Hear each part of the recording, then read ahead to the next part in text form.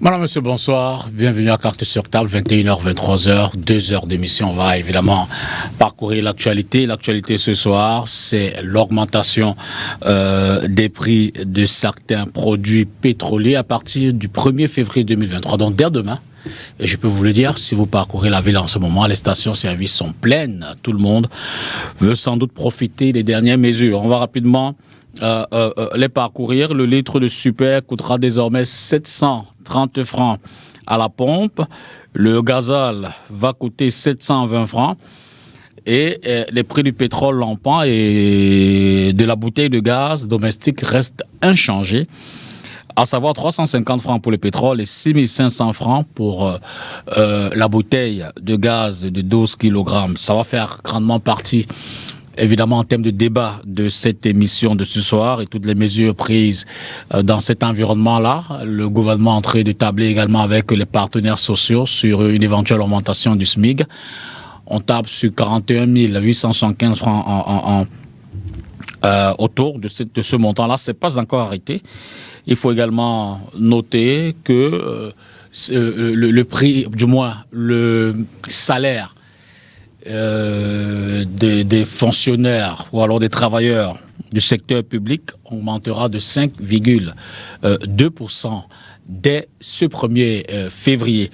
Je l'ai dit, cette question va faire partie du premier thème de ce soir. On reviendra également sur d'autres faits d'actualité, notamment autour du décès de Martinez Zogo de la radio Amplitude FM avec ses danses. On l'a dit, macabre autour de la dépouille du regretté Martinez. Pouvoir traditionnel, pouvoir politique, cette mobilisation voulue des chefs traditionnels qui à la dernière minute se sont rétractés. On parlera des sénatoriales de 2023, dont la date arrêtée est le 12 mars. Et on reviendra en un mot sur cette autre actualité qui concerne la médiation qui c'est peut-être plausible ou non confirmée par le gouvernement, la médiation autour de la crise anglophone, médiation initiée par le Canada. 4 panélistes. D'abord, Vincent de Paul Kamgatengo, bonsoir. Bonsoir, M. Dipita, merci pour votre invitation. Merci encore d'être venu ce soir. Maître Roland Diou, bonsoir. Bonsoir, M. Dipita, bonsoir à mes copanélistes et bonsoir aux téléspectateurs d'STV. Oui, merci à représenter. Bonsoir, Patrick Refoué. Bonsoir, Dipita Tongo, bonsoir aux copanels et bonsoir à tous ceux qui nous écoutent ce soir. Le RDPC également présent. Et puis enfin, Lionel Kongaba Fongo, bonsoir. Bonsoir, M. Dipita, bonsoir à mes copanélistes, bonsoir à nos millions de téléspectateurs, bonsoir aux valeureux militants du Social Democratic Front. Bonsoir à son Excellence John Fundi. Il a dit il est du SDF. Alors, d'entrée, première question comme ça à tout le monde.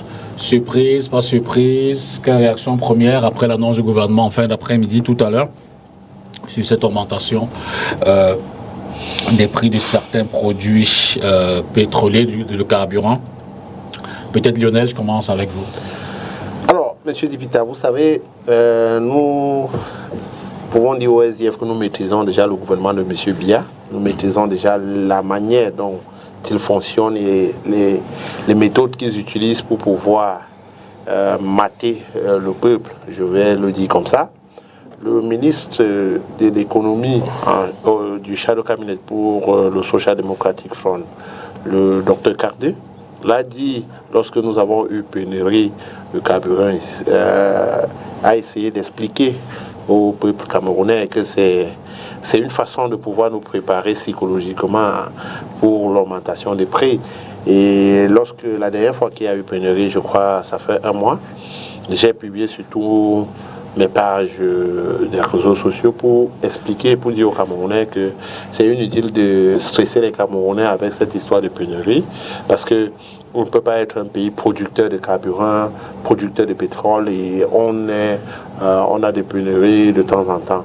Pourquoi est-ce qu'on ne peut pas transformer ce pétrole qu'on puise de nos eaux et de nos sous-sols à partir d'ici? Qu'est-ce qui freine? Quel est le problème? Pourquoi est-ce que notre Sonara n'a pas pu s'agrandir au fur et à mesure, au fil du temps? Pourquoi est-ce que d'autres raffineries n'ont pas été installées dans d'autres parties du pays pour pouvoir permettre? Pourquoi est-ce que la distribution aussi, parce que ça fait aussi problème, pourquoi est-ce que la distribution aussi n'est pas fréquente et ne permet pas aux concitoyens de tous les recoins du Cameroun de pouvoir s'approvisionner au quotidien? Voilà les questions que nous nous sommes posées au Social Democratic Front et nous avons convenu. Et après analyse, nous nous sommes dit tout ça est possible, c'est juste qu'il n'y a pas une volonté politique qui permet de pouvoir le faire. Et s'il n'y a pas cette volonté politique, ça veut dire qu'il y a autre chose derrière. Et quand nous sommes constatés et avons analysé toutes les informations que nous avons regroupées, nous nous sommes dit le gouvernement est en train de se préparer pour une augmentation. C'est vrai qu'avec des pressions des institutions Bretton Woods et d'autres partenaires qui soutiennent le Cameroun dans son développement, mais je pense qu'un pays qui est souverain comme le Cameroun a le droit de pouvoir se permettre de dire à un partenaire comme la Banque mondiale ou le FMI que nous n'allons pas augmenter, nous allons soutenir ce poids sur notre population pour pouvoir les permettre de survivre. Lorsque vous dites dans votre mot introductif que le salaire des travailleurs a été augmenté de 5,2%, je me pose la question de savoir 5,2%, est-ce que c'est même le carburant d'un fonctionnaire normal à Yaoundé ou à Douala? Parce que connaissant les camarades de mon très cher frère Rufao ici, c'est des gars qui roulent carrosse avec des grosses voitures qui sont des cylindrés, qui carburent pas moins de 20 litres par jour. Et je pense que si il faille qu'il y ait cette augmentation, comme c'est déjà le cas, il faut bien que la revalorisation du salaire et d'autres pans sociaux puissent être très effectifs. Patrick Refoué, votre première réaction après cette décision du gouvernement? Bon, écoutez, il me semble que c'est une perspective qui nous pendait au nez, parce que je crois savoir que les premières études qui ont été faites par le FMI sur la question des subventions dans 21 pays datent de 1993, et ces études-là pointaient un certain nombre de distorsions dans l'efficacité de cette subvention, arguant de ce qu'elle profitait essentiellement aux personnes ayant déjà des revenus élevés et qu'elle profitait très peu aux revenus moyens et aux petits revenus, pour une raison très simple, c'est que les personnes et les ménages disposant de revenus modestes consomment peu le gasoil et le super, et consommerait davantage le pétrole lampant. Donc c'était cet argument-là qui a été excipé depuis 1993, depuis 2013, autant pour moi. Il y a eu un certain nombre de discussions entre le gouvernement camerounais et le FMI avec lequel nous sommes sous programme. Et je crois que lorsque le président de la République indiquait dans son discours du 31 décembre 2022 que nous ne continuerons pas de manière indéfinie à subventionner les prix des produits pétroliers, il faut rappeler que l'année dernière, ça a coûté à peu près 770 milliards dans le budget, donc ce n'était pas tenable. Je pense que le gouvernement a choisi de sauvegarder la part de subvention qui concerne les revenus modestes et les faibles revenus en ne modifiant pas le prix du pétrole lampant, mais il a choisi l'option de revoir à la baisse les subventions sur le carburant et le gasoil. Et si on a tous remarqué, il y a quand même une hausse significative du gasoil. Je le dis parce que le gasoil, un certain nombre d'unités de production utilisent le gasoil dans leur cycle. Donc ça ne va pas être dolosif. J'espère que nous aurons l'occasion tout à l'heure de revenir à la fois sur les effets de capillarité que ces augmentations-là vont avoir et sur les conséquences que ça peut avoir sur notre tissu économique et sur le dynamisme de l'économie. L'autre question, au fond, cette augmentation ne cache pas une augmentation générale, même si elle n'est pas décidée, je veux dire. Vincent de Paul, votre première lecture? Bien. Alors, je dois dire qu'on s'attendait tous à ce que les choses se passent ainsi, que le gouvernement finisse par céder au FMI, parce que malheureusement, vous avez lu le communiqué du secrétaire général des services du Premier ministre. Il est clair sur le fait que cette mesure vise à garantir que le pays continue à être approvisionné en produits des hydrocarbures.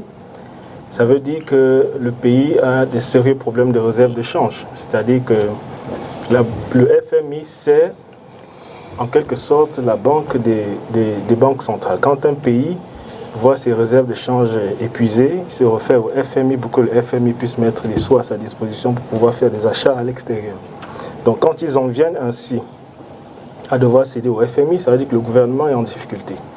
Mais la question qu'on devrait se poser, c'est de savoir comment se fait-il que notre gouvernement se retrouve aujourd'hui à être en difficulté du point de vue de la disponibilité des ressources qui vont permettre d'acheter des besoins à l'extérieur.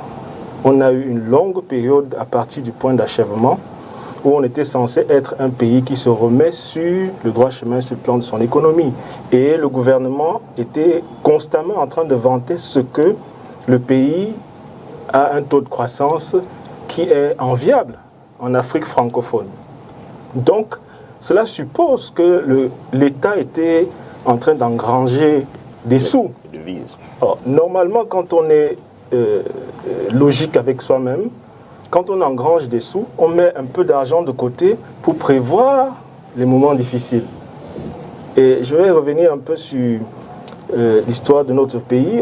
Il faudrait se rappeler que le choc pétrolier qui a eu lieu à la fin des années 70 a impacté complètement les pays qui avaient pris beaucoup d'argent dans les banques et qui étaient en surliquidité en cause des pétrodollars et tout ça.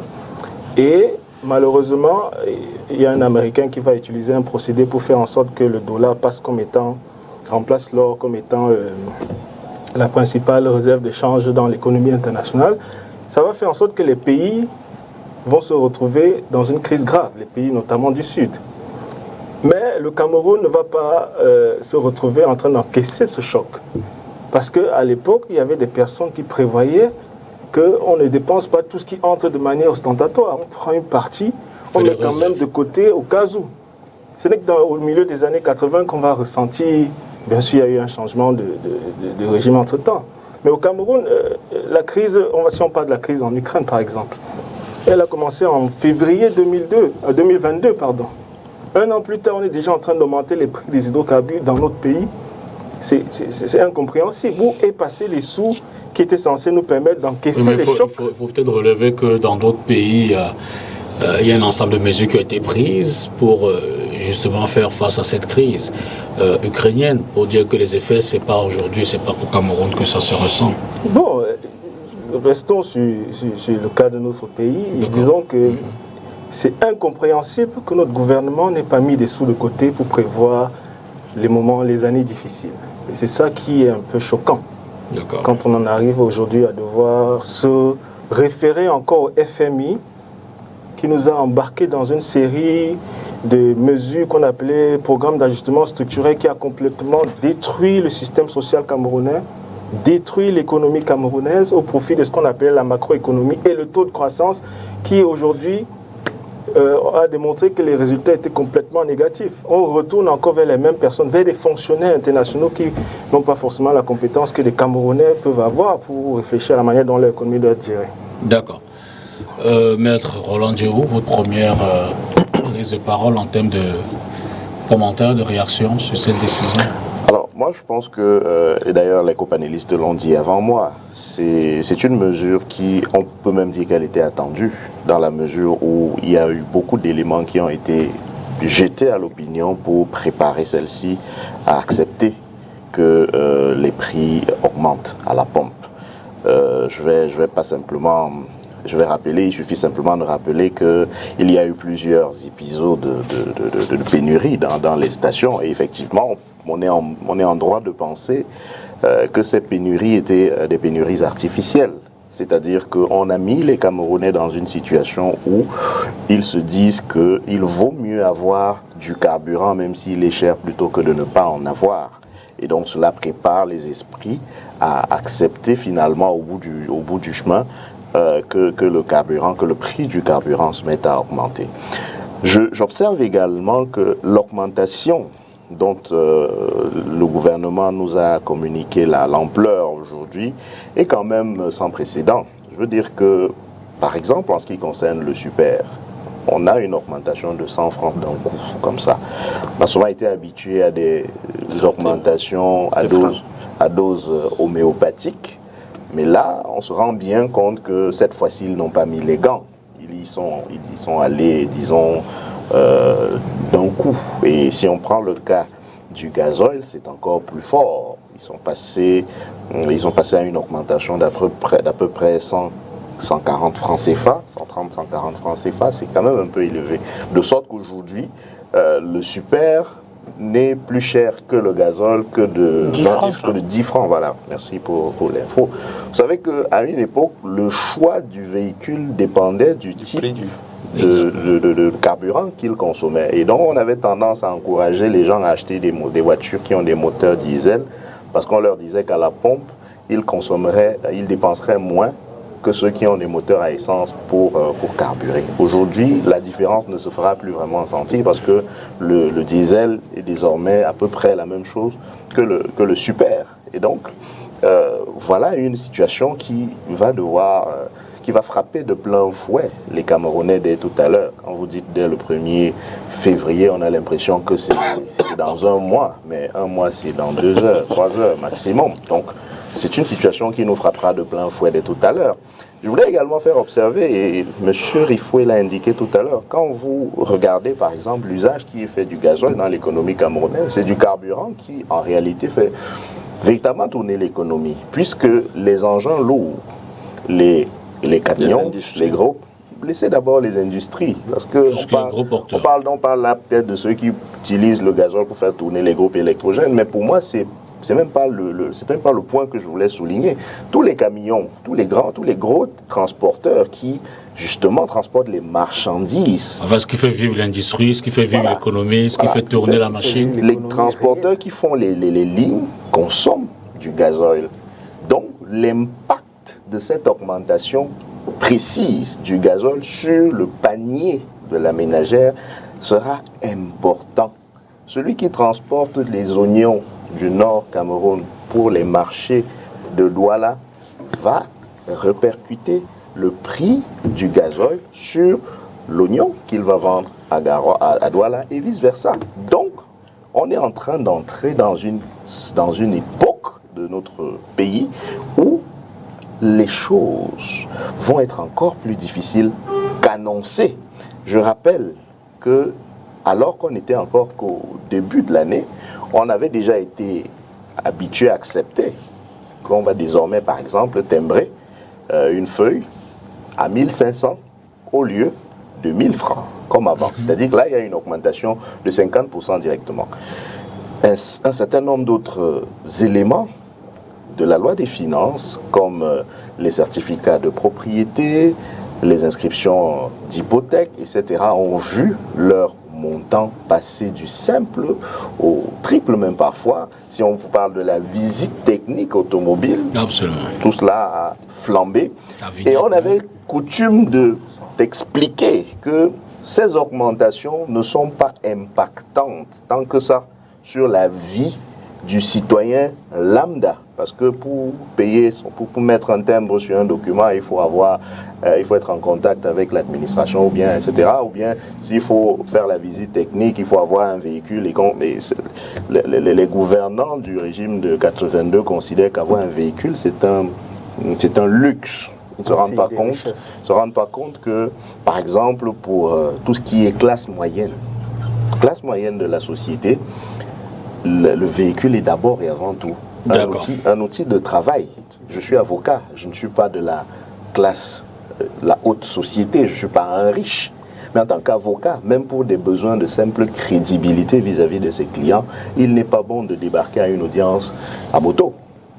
D'accord. Et là, vous avez embrayé justement un autre aspect qui est en fait l'impact direct de cette augmentation, même si on va plus prendre un décret pour décider de l'augmentation des prix.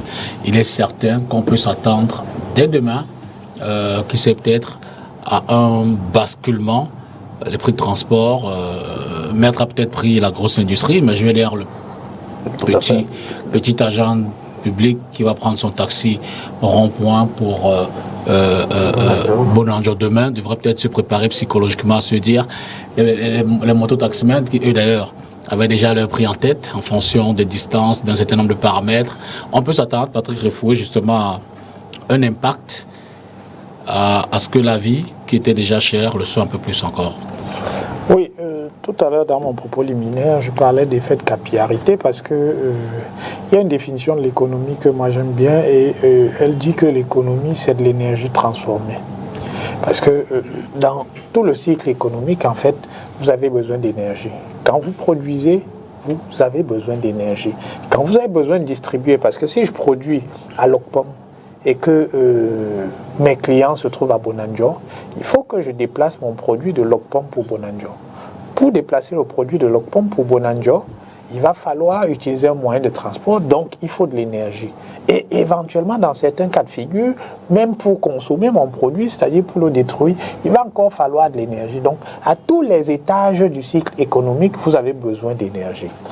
Ce qui fait que lorsque vous touchez au prix de l'énergie, et c'est ce qui s'est passé en Europe, j'y reviendrai tout à l'heure, lorsque vous touchez au prix de l'énergie, il va y avoir un effet de contagion qui est quasi mécanique. Pour prendre un parallèle, l'Allemagne, par exemple, qui était considérée comme la locomotive de l'Europe, elle a vécu sur une rente, cette rente, c'était le fait qu'elle achetait l'énergie moins chère à la Russie. Et aujourd'hui, elle va se retrouver dans une situation où, n'ayant plus accès à l'énergie moins chère, la compétitivité même de son économie va s'en ressentir. Donc, pour en revenir à notre situation, qu'est-ce qui pourrait se passer? Ce sont des scénarios Lorsque vous avez une augmentation du prix du carburant, des produits pétroliers entre 100 francs et 140 francs pour le gasoil, ça va avoir une incidence sur les producteurs, c'est-à-dire sur les unités de production.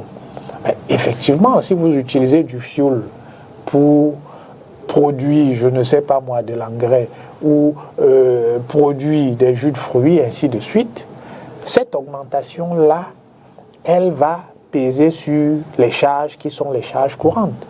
Donc, après, il faut bien mettre cette augmentation quelque part, parce que c'est ça le sujet. C'est-à-dire que si vous avez une augmentation de 140 francs au litre, si vous utilisez 50 000 litres par mois, il faut multiplier les 140 par 50 000. Et il va bien falloir que la note soit supportée par quelqu'un. Ça, c'est la première chose. La deuxième chose, c'est que même pour les produits dits courants, la banane, le plantain, c'est-à-dire les produits dits vivriers, quand vous les produisez à Yingui et que vous les faites venir à Douala, vous utilisez un moyen de transport. Roland indiquait tout à l'heure le fait que la plupart des transporteurs utilisent l'essence, le gasoil. Mais effectivement, quand bien même ce serait l'essence, je suis désolé, vous avez une augmentation de 100 francs, vous avez une augmentation de 100 francs au litre. Si vous faites un plein de 50 litres, c'est 5 000 francs supplémentaires. Mais vous devez repartir ces 5 000 francs-là sur ce que vous transportez de toutes les façons. Donc si vous taxiez le régime de plantain, si vous taxiez le transport du régime de plantain à 100 francs, vous allez peut-être le taxer à 125 ou 150. Donc, il va y avoir une augmentation chez les producteurs et elle va se ressentir chez nous. Autre chose, nous avons une structure économique qui est particulière parce que vous avez un secteur informel qui est très développé. Et il y a une atomisation des offreurs de services. Ce que ça fait, c'est que ça crée des distorsions sur les répercussions à la hausse. Autrement dit, quand il y a une répercussion, quand il y a une hausse initiale de 10 francs, souvent le consommateur final va se retrouver à devoir payer 50 francs. Absolument. Parce que Ali, mon vendeur, qui se trouve à 2 pas de chez moi, personne ne contrôle la manière dont il fixe ses prix. Donc il le fait de manière arbitraire et quand on va lui demander de payer 10 francs en plus, lui il va se dire c'est un moyen pour lui d'augmenter sa marge, d'améliorer sa marge. Donc lui ne perd pas d'argent. Mais le consommateur final va devoir payer beaucoup plus cher en raison de cette appétence que nos commerçants ont pour l'amélioration de leur marge dès qu'il y a une tendance haussière, si minime soit-elle. C'est ce qui s'est passé, on a tous vu ce qui s'est passé avec la crise en Ukraine. Le gouvernement avait pris un certain nombre de mesures. Mais malgré ces mesures-là, ça n'a pas empêché qu'il y ait une tendance haussière qui était même inquiétante sur un certain nombre de produits, avec souvent des phénomènes, Roland en parlait, des phénomènes qui sont des phénomènes de pénurie artificielle. C'est-à-dire que vous avez des commerçants qui se réunissent et qui se disent on va sortir du marché un certain nombre de produits et à partir du moment où les produits disparaissent des rayons, les prix ont tendance à exploser. Donc, il va y avoir une répercussion qui est une répercussion mécanique. Absolument. Voire exponentielle. Voilà. Et tous les prix vont... Et qui va varier selon que l'on est soit à Douala ou à... dans les zones rurales. Donc, tous les prix vont avoir tendance à augmenter. Maintenant, le gouvernement est en train de discuter avec les partenaires sociaux pour voir quelles sont les mesures d'accompagnement. Il y en a déjà qui étaient annoncées. Une des pistes, bon, c'est une piste. Hein, je pense que les 5,2% ne sont pas fermes.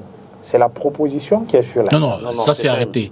Par contre, c'est sur le SMIC que c'est à l'étude. Mais le gouvernement peut éventuellement décider, dans son cas, d'augmenter de 5,2% ou même plus le salaire de base, parce que c'est l'augmentation du salaire de base, pas l'augmentation. Exact, en plus. Mais si vous êtes une entreprise privée, par exemple, le gouvernement ne peut pas vous imposer d'augmenter les salaires de vos employés. Parce que si vous augmentez les salaires de vos employés, ce sont des charges additionnelles. Et il va bien falloir que quelqu'un paye. Et ce quelqu'un, c'est le consommateur final. Donc, si jamais il y a une augmentation généralisée des salaires, ce qui peut se passer, c'est que ces augmentations-là vont se répercuter sur les prix. Et si ces augmentations se répercutent sur les prix, peut-être que nous aurons de la difficulté à consommer. Donc, il y a un risque de stagflation qui nous guette si les mesures d'accompagnement ne permettent pas d'atténuer l'augmentation des prix qui arrivent. Alors, Lionel, puisqu'on parle de risque, l'autre risque maintenant, c'est peut-être une appréhension. C'est comment le public va accueillir tout cela. Comment l'opinion de demain, peut-être pas directement demain, mais je veux dire dans la durée, dans les jours qui viennent, est-ce qu'au regard du pouvoir d'achat, la vie qui est déjà pas facile, est-ce que le public, l'opinion, les consommateurs pourront, au regard des moyens, véritablement faire face à cette nouvelle donne? Je crois que le public camerounais est un public passif. Et c'est déjà accepté parce que les responsables ou les représentants des consommateurs ont été conviés à une réunion ce matin à 11h et à 17h. Pendant qu'ils étaient en réunion d'ailleurs. On annonce directement les mesures. Vous comprenez que on n'a pas besoin de savoir quel est le sentiment, quel est le ressenti.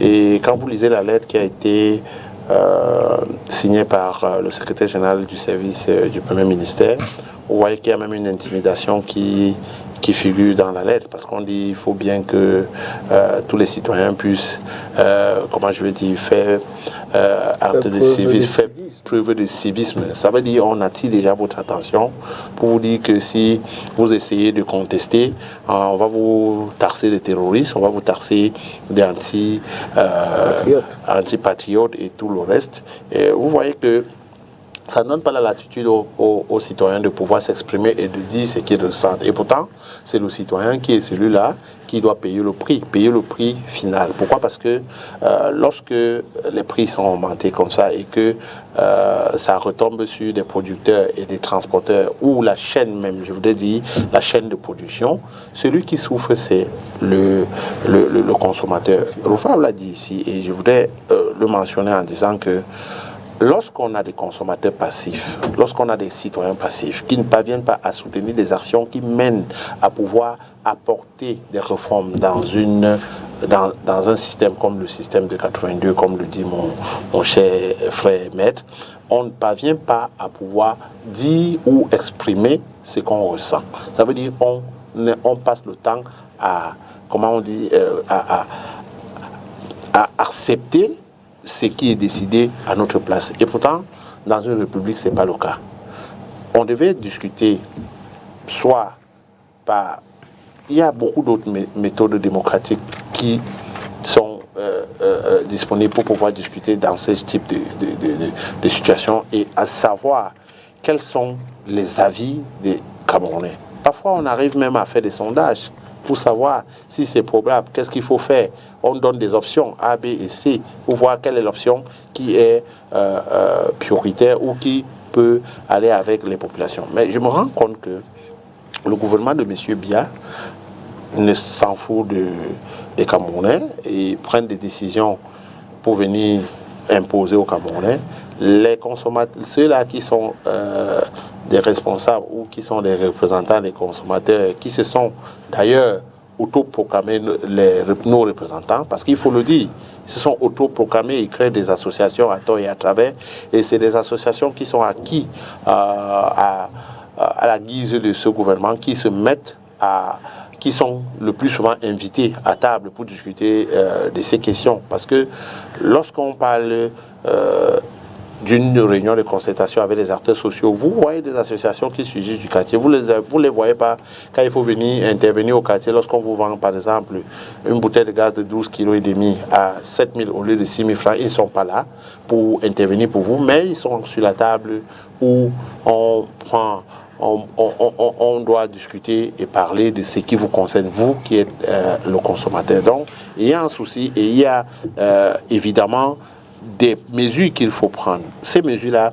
c'est des mesures d'accompagnement. On a parlé de ces mesures d'accompagnement, mais je sais que ce n'est qu'un discours politique pour pouvoir calmer et pouvoir amener les gens à accepter ce qui a déjà été pris comme décision. Et justement, c'est dès ce soir, comme vous l'avez dit, vous qui avez déjà vécu ce qui est en train de se passer dans les stations-service, rassurez-vous, demain matin, le tarif du taxi c'est 250. Rassurez-vous que dès demain matin, prévoyez déjà vos 300 francs, parce que même si elle n'est pas homologuée par les syndicalistes qui étaient présents à cette réunion-là et qui n'ont rien dit jusqu'ici, parce que avant que nous n'entrions ici dans cette salle, les syndicalistes n'ont pas réagi face à cette mesure qui a été prise. Les associations des consommateurs n'ont pas réagi. Ça veut dire qu'ils sont OK avec ça. Et je voudrais dire ici que lorsqu'on représente une population, lorsqu'on représente les citoyens et qu'on ne parvient pas à défendre le droit de ces citoyens-là, ça veut dire qu'il y a un problème. Benjéou, justement, sur les mesures d'accompagnement, pour l'instant, celles qui semblent être actées, notamment l'augmentation de 5,2% des salaires des agents publics, c'est pour l'instant l'unique qu'on connaît. Avez-vous le sentiment que le gouvernement va aller plus loin pour encadrer tout ceci? Je doute que le gouvernement aille plus loin. De toutes les manières, on ne peut qu'espérer.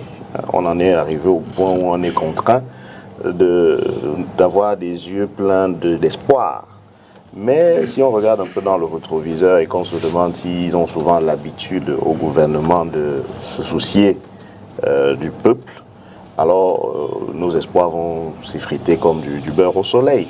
Et d'ailleurs, pour revenir sur la mesure qui concerne les personnels de l'État, je dois dire que je les plains. Je les plains énormément.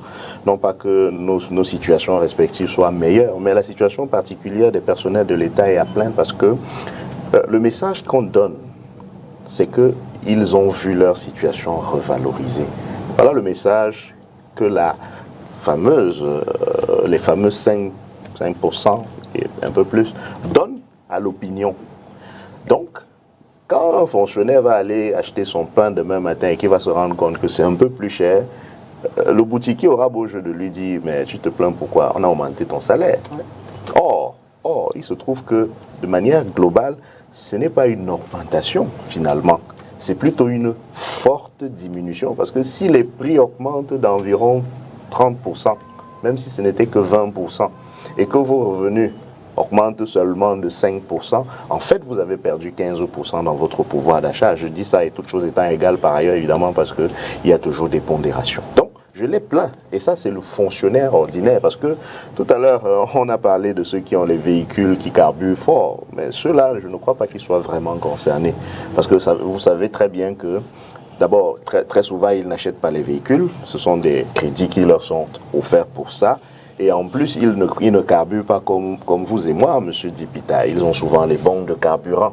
Donc, le prix du carburant à la pompe ne les concerne pas souvent. Donc, je parle là vraiment du fonctionnaire ordinaire, pas celui qu'on a nommé. Parce que la nomination, justement, permet de vous affranchir un peu de la nasse, de la difficulté ambiante. Celui-là va voir sa vie encore plus difficile que précédemment, justement du fait du message que donne cette revalorisation de son salaire. Et c'est un problème.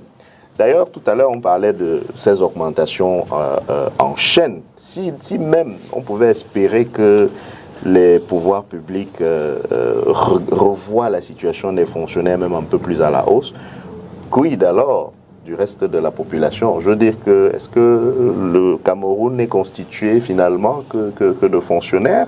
Ceux qui sont dans le secteur privé, ceux qui exercent des professions libérales, etc.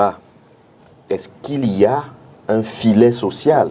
Est-ce qu'il y a comme un soubassement qui permet de garantir que le citoyen camerounais ne va pas finalement être non seulement abandonné à lui-même, mais en plus jeté un peu dans la fosse aux lions, parce que la vie va être encore plus chère. Et c'est là où on ne peut pas faire l'économie d'une gouvernance à l'emporte-pièce.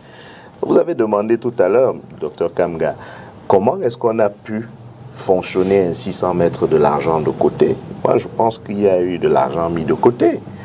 Quand on voit comment est-ce que les lignes budgétaires, je parle sous la prudence des présomptions d'innocence, mais il nous semble quand même que nous avons des lignes budgétaires au Cameroun qui permettent de donner des subventions aux uns et aux autres, parfois à coût de milliards. Il semble que l'unité de mesure dans ces cas-là, c'est très souvent le milliard du reste. Et donc, on voit par ce moyen-là que ceux qui gèrent la fortune publique se comportent comme si, en fait, on est un État qui roule sur de l'or, qui n'a pas de problème. C'est-à-dire que c'est un comportement, c'est un peu pour prendre une image, c'est un peu le comportement d'un père qui chaque jour rentre avec plein de cadeaux pour les enfants, alors qu'en fait, il n'a même plus de travail. Si vous vous comportez comme si vous aviez des ressources à n'en plus finir, le message que vous envoyez, c'est qu'effectivement, vous avez des ressources à n'en plus finir. Et le gouvernement, dont le RDPC de mon ami M. Rifoué est le soutien le plus affirmé, nous a montré ces dernières années qu'on peut dilapider de l'argent de manière inconsidérée, qu'on peut s'engager dans des projets faramineux, pharaoniques, des éléphants blancs, dont on ne donne même pas le compte-rendu de la gestion au peuple camerounais.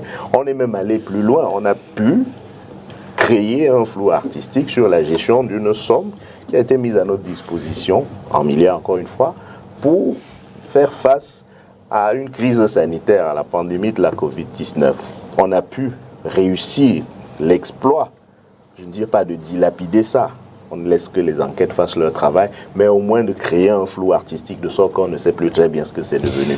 Et donc après, permettez-moi de terminer, et donc après tout ça, après avoir mené la belle vie, on revient, on dit aux Camerounais qu'il faut serrer la ceinture parce que ça ne va pas. Mais il faut dire à ceux qui ont pris cette décision-là que nous n'avons plus de ceinture, nous n'en mettons plus. Parce qu'à force de la serrer, elle finit par rompre. On ne retrousse plus les manches, on met les démembrés. Parce que les manches ont disparu depuis qu'on retrousse ces manches-là. Et ça ne va pas tarder. Dès demain, comme la plupart l'ont dit ici, les choses vont prendre leur envol. On n'a même pas besoin que les syndicats des transporteurs se réunissent pour que les prix augmentent. Ils ont des techniques vous allez voir demain. C'est-à-dire qu'ils vont simplement choisir leur destination.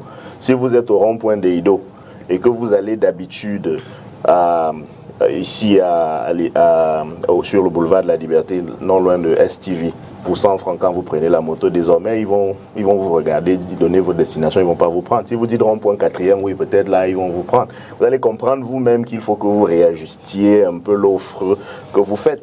Et donc, sans que la bourse dans la poche n'ait... Sans que le syndicat des taximans, par exemple, n'ait eu besoin de dire que le taxi, désormais, c'est 300 francs. Alors, Vincent de Paul, je veux dire, y a-t-il lieu de craindre que c'est peut-être une réaction de non-acceptation de cette situation, une forme de février 2008? Ça dépend de la capacité des personnes qui sont représentatives des fractions de notre société, de notre nation, à pouvoir donner le là. Parce que le peuple, on ne peut pas dire qu'un peuple soit passif. Il n'est pas passif. Il est juste dans une psychologie où il a besoin d'être sûr que quand il va s'engager, ça va changer. Or, on a vécu une longue période dans notre pays où les engagements populaires ont abouti à des mercatos politiques qui n'ont rien changé pour le peuple. Et ça, le peuple, il n'est pas passif, il est prudent. Et j'aimerais signaler que ce qui est choquant dans notre pays, c'est la manière dont les fonctionnaires dans les administrations centrales, les hauts fonctionnaires, se fichent pas mal de la cassure sociale. On a l'impression qu'ils ne tiennent pas compte des rapports qui leur remontent de la part des personnes qui sont en contact avec les populations au quotidien, qui leur expriment le niveau de cassure sociale qu'il y a dans notre société, avec, dans la société haute, les personnes qui vivent par les moyens de l'État. C'est excessivement choquant. Vous avez des personnes qui sont logées par l'État, véhiculées par l'État, ont des personnels de maison payés par l'État. Leurs enfants vont à l'école, c'est payé par l'État. Ils se soignent, payés par l'État. Ils voyagent, payés par l'État. Mais on a l'impression que ces personnes sont dans un confort tel qu'ils ont l'impression que tous les Camerounais vivent comme ça. Quand ils prennent des décisions, ils ne se rendent pas compte qu'à un niveau de notre société, il y a des personnes qui vivent avec moins de 500 francs par jour. Il y a des personnes qui mendient, des adultes. Des familles, quand on dit des personnes, des familles qui vivent avec moins de 500 francs par jour. À cause des mesures qu'ils prennent de manière unilatérale et arbitraire au niveau central. Ce n'est pas bien. Et ça, cette augmentation, c'est la démonstration de la manière dont les choses se passent. On s'assoit dans les bureaux, on décide. Mais le gouvernement va vous dire qu'ils ont eu des concertations tout à l'heure avec les différents certains corps sociaux. Ces corps sociaux sont censés être représentatifs.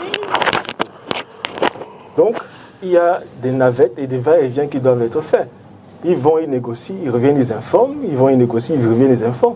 C'est pas qu'on vous appelle le matin, vous venez décider à la place du peuple. Vous n'êtes ni élu et personne ne vous a envoyé là-bas. Donc, ils ne représentent qu'eux-mêmes.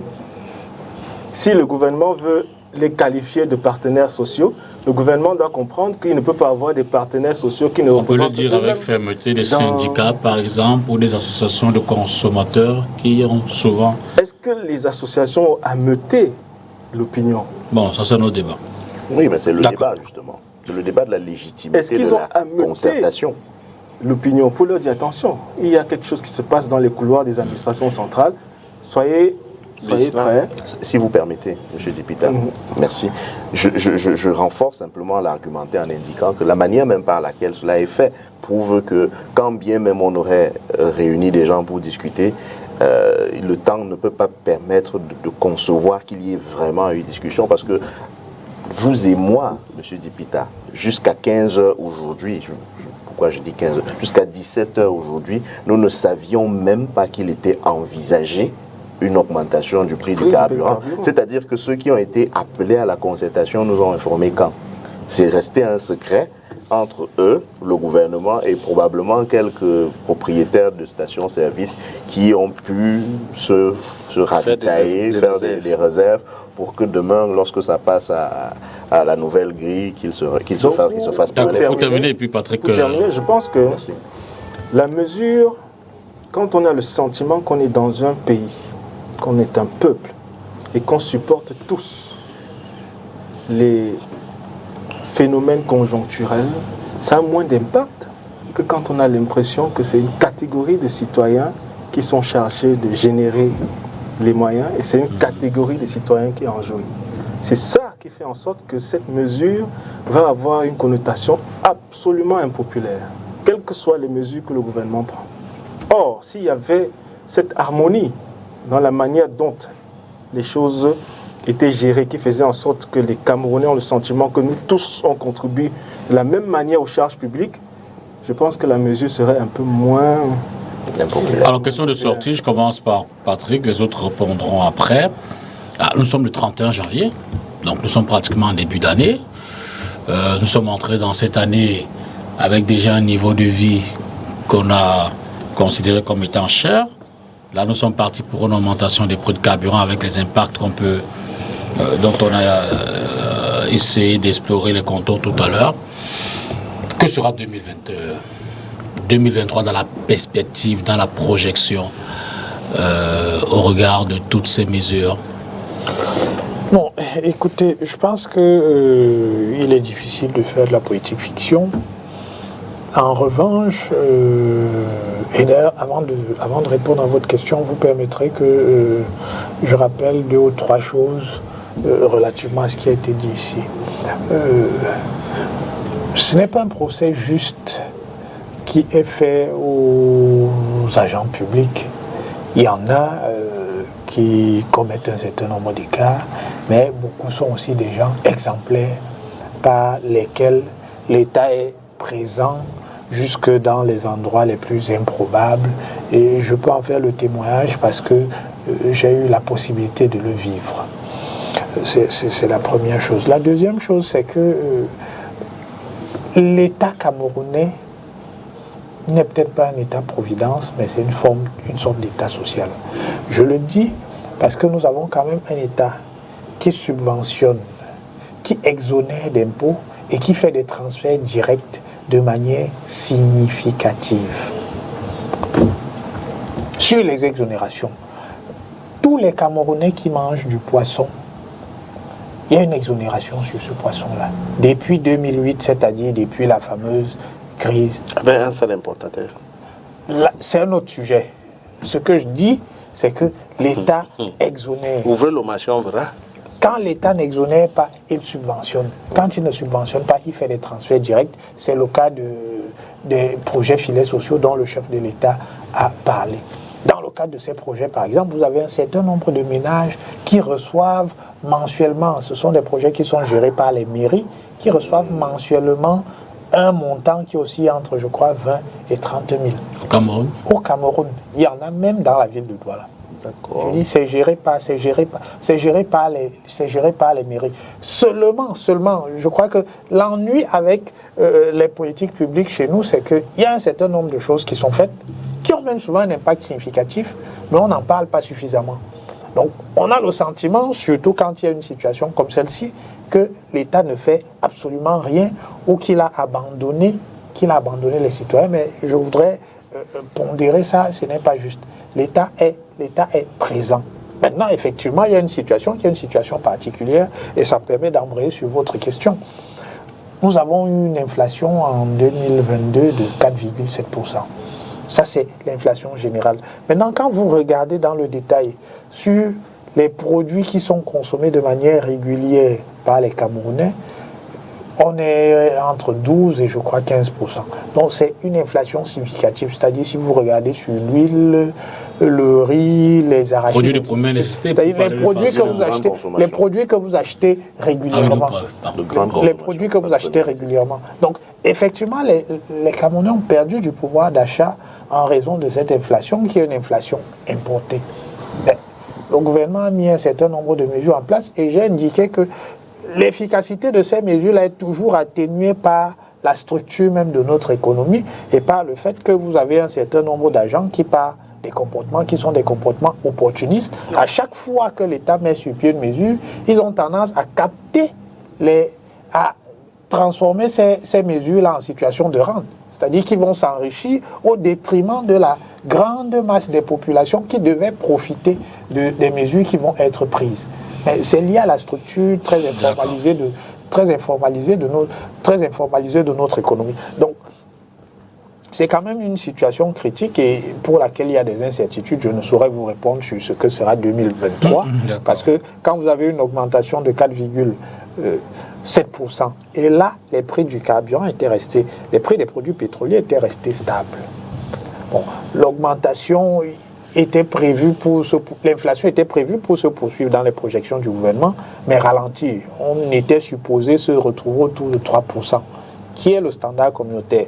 Mais avec le mouvement le mouvement haussier sur les prix des hydrocarbures, je ne sais pas, je ne saurais vous dire si l'objectif de 3% sera tenu, je ne saurais vous dire si on se maintiendra autour de 4,7%. Merci. Il est possible qu'on aille même au-delà, je ne saurais trop vous répondre. À quoi pourrait ressembler cette année?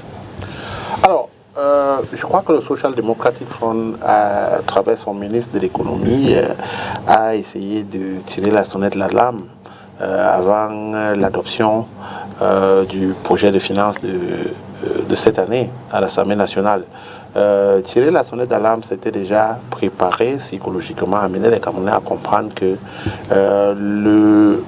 la loi des finances qui est en train d'être adoptée à l'Assemblée nationale est une loi qui va impacter beaucoup sur le coût de vie des Camerounais. Et c'est là, on est en train de voir, nous sommes qu'à moins d'1 mois. Nous sommes qu'à 1 mois de l'année 2023 et les choses se compliquent davantage. Vous voyez que ce qui avait même été prévu, on est même en train d'aller au-delà de ce qui avait été prévu dans cette loi de finances parce qu'on avait seulement vu les dispositions sur le timbre fiscal, les autres impositions concernant le foncier et bien d'autres. Mais aujourd'hui, au courant du mois de janvier, à la fin du mois de janvier, on nous surprend avec une augmentation. C'est vrai que ce n'est pas une surprise, c'est vrai qu'on s'attendait, mais on ne s'attendait pas à une surprise très galopante comme ce que nous avons vu, parce que 100 francs pour le super et presque 130 francs pour le gasoil, c'est énorme pour ceux-là qui consomment au quotidien. Lorsque je dis ceux-là qui consomment, c'est tous les citoyens, parce que le cas qui transporte votre enfant pour l'établissement demain vous dira que ce n'est plus tel montant par mois, vous deviez payer un autre montant. Si c'est une moto qui transporte votre enfant, lui-même, il va fléchir. Le pain va prendre un coup parce que c'est toujours tout ça. Et c'est mon très cher frère Rufao a dit ici que les mesures ont été prises et que c'est des agents. Non, mais on peut pas vous accepter ça sur ce plateau. Quelles sont les mesures qui ont été prises? Aujourd'hui, nous achetons 1 litre d'huile à 1600 francs, 1500 francs. Et pourtant, il y a encore 6 mois, on l'achetait à 1200.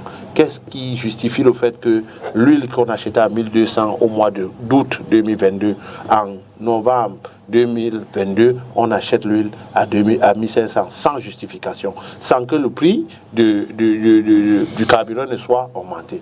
Maintenant que le prix du carburant est augmenté, aujourd'hui, nous ne retrouvons pas le sucre à morceaux sur le marché. Est-ce qu'il faut toujours nous dire que c'est le carburant qu'on a augmenté ou parce qu'il n'y avait pas encore le carburant ou c'est la guerre en Ukraine qui empêche à la Sosucam de produire le sucre à morceaux pour qu'on puisse l'avoir sur le marché ou vous avez tout fait pour vous arranger à ce que ce soit le sucre en poudre importé, granulé, le sucre granulé importé qui soit sur le marché.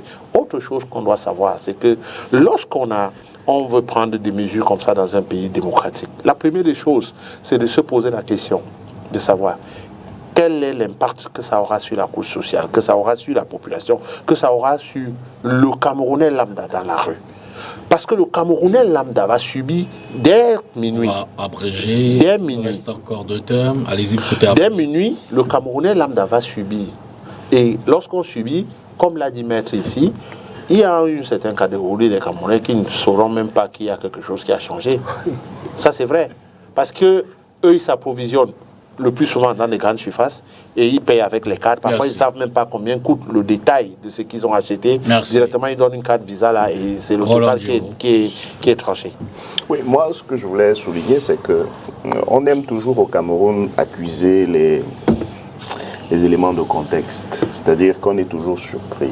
On arrive à un moment où, quand une situation arrive, on dit oui, c'est le contexte qui fait, et puis bon, on ne savait pas que ça allait arriver, on ne savait pas quelle était la solution. Quand on parle des produits de grande consommation qui justement sont le support important de l'inflation, ce sont des choses qui ne sont pas d'un niveau de technologie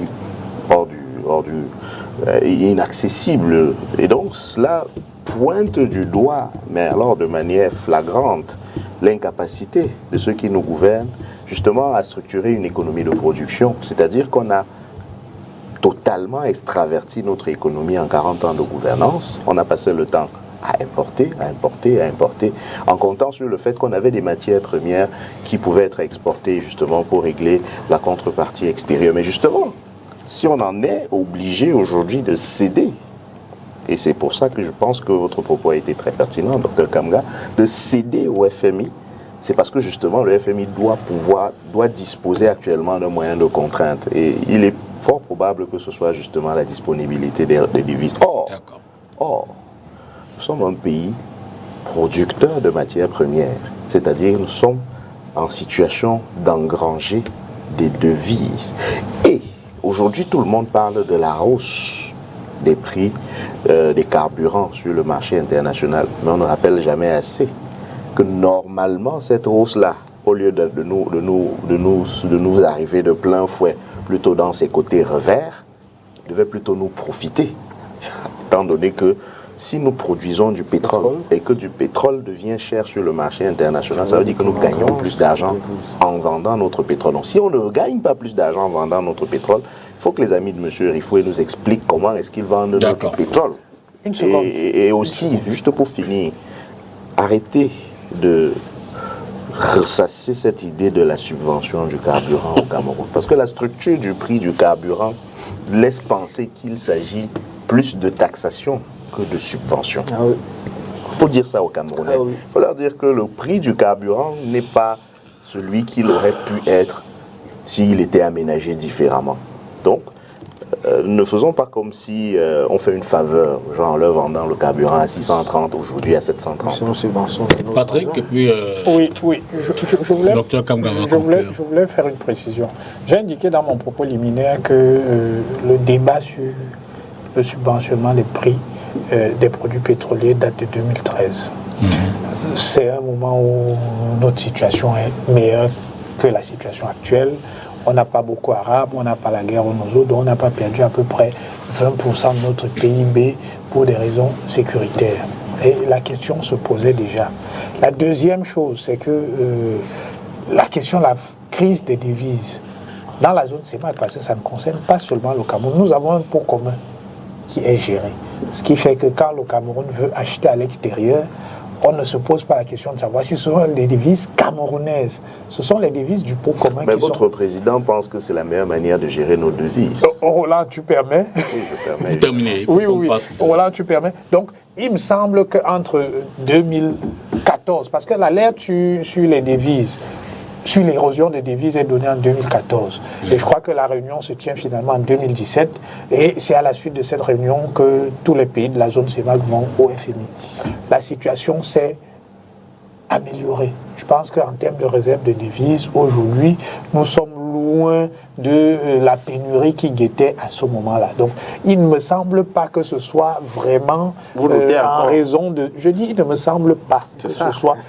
Je m'exprime avec prudence pour un certain nombre de raisons, parce que il y a des informations que j'ai pour des raisons professionnelles que je ne peux pas me permettre de divulguer ici. C'est pour ça que je préfère m'exprimer de cette façon-là. Je pourrais être plus affirmatif. Donc, il ne me semble pas que ce soit la raison principale pour laquelle, effectivement, le FMI a fait pression sur le gouvernement afin que cette subvention soit diminuée. J'observe d'ailleurs qu'il n'y a pas qu'au Cameroun que ces hausses-là ont lieu en ce moment. D'accord. Alors, pour conclure, sur la perspective de 2023... Je vais juste préciser des choses pour qu'on ne s'attarde pas. C'est que il y a des données qui précisent que la structure des prix des produits pétroliers dans notre pays dépend à plus de 60% des taxes qu'on y ajoute.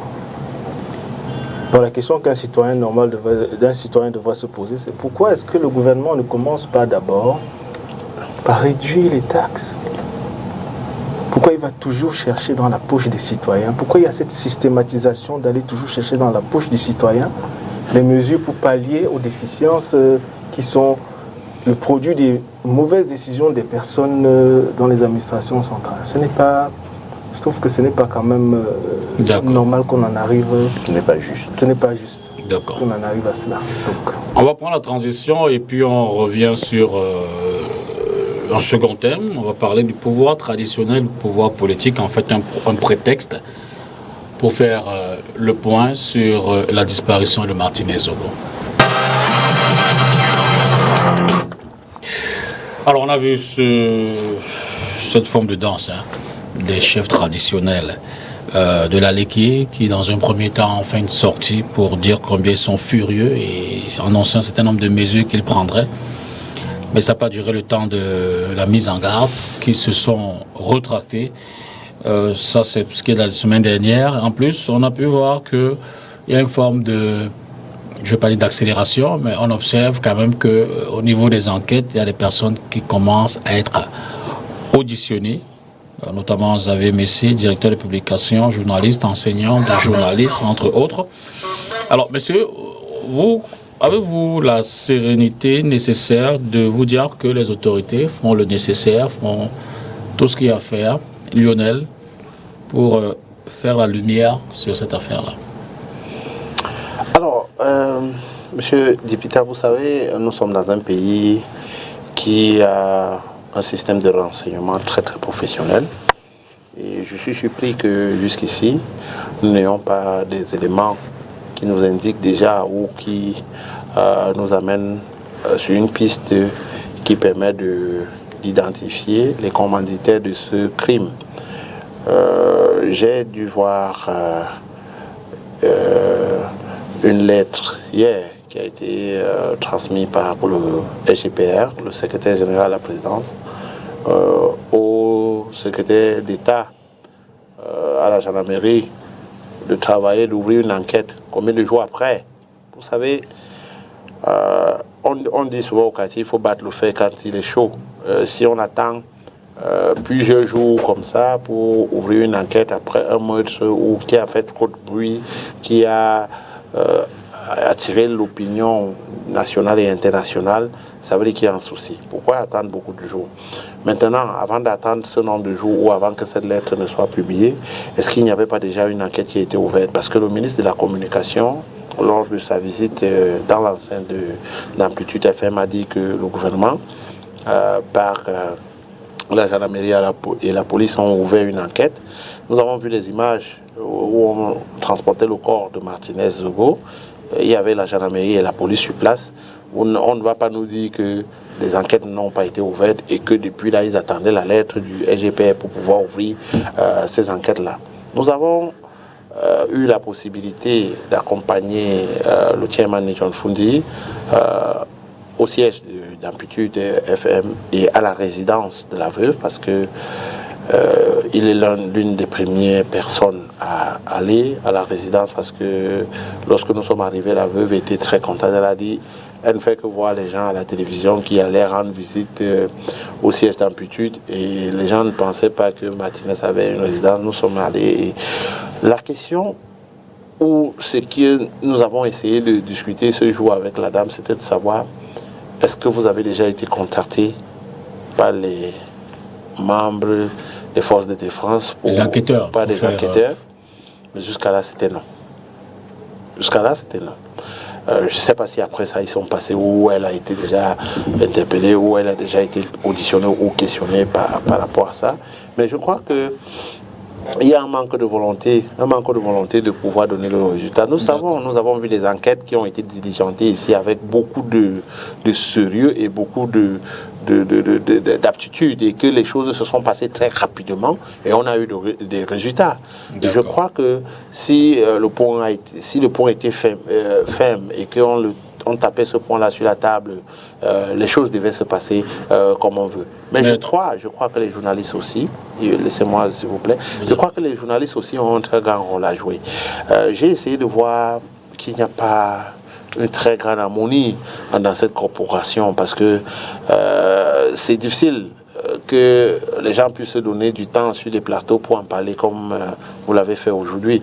Je sais quand même que depuis que c'est arrivé STV, parce que je regarde beaucoup des émissions de STV, STV donne de l'espace pour qu'on en parle, que ce soit dans des émissions de divertissement et toutes autres émissions, mais ce n'est pas le cas avec d'autres médias.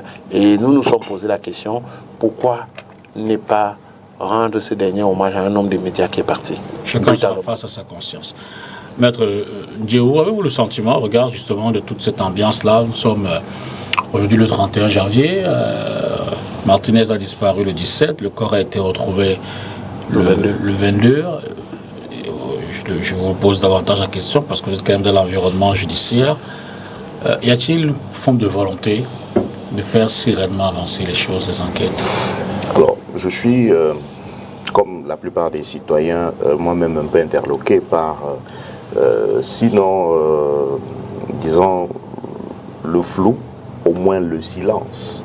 Le silence des autorités normalement en charge de la poursuite des auteurs et de la collecte des preuves et des infractions au Cameroun. Je veux parler du parquet de manière générale, c'est-à-dire la chaîne qui va des procureurs d'instance jusqu'au ministre de la Justice.